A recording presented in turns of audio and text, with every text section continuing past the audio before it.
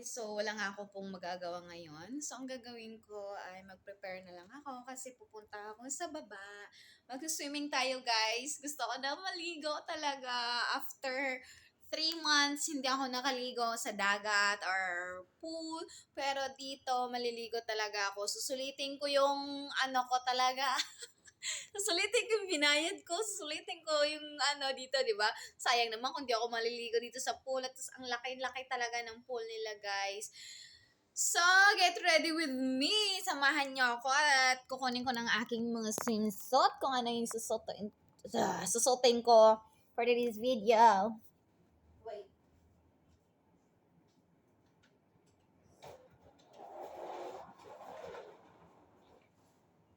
So, meron ako dito. Ito yung makilagay ko.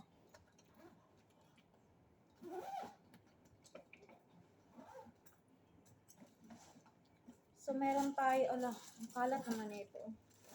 So, meron tayo dito. Ito from Shein. Ang gagawin ko, i-unboxing natin ako. Hindi naman pala unbox to, guys, kasi na-unbox ko pala to. Papakita ko na lang ulit sa inyo. Ito yung red. Basta favorite ko talaga yung red, guys. As in, ang ganda. Ito po siya. Yan. May ano po siya dito, guys. Pwede kayong lumipad. Lahat. Ayan.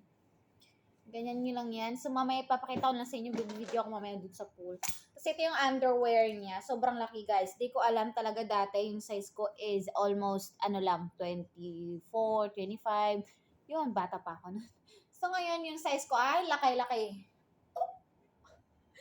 So, ayan lang, guys. At mamaya ko na ipakita sa inyo. Pero, yun pala, may isa pa ako dito. Wait a minute. Ito naman, galing ding Shein, pero iba naman yung ano niya, iba naman yung design. As in, ang ganda nito, guys. Panglande. Maglalande tayo. Tapos ito naman ay yung underwear niya parang tibak. Okay. Tapos, meron din ako dito from H&M, pero binalot ko lang siya sa Shein kasi hindi tayo magkasya dito sa plastic.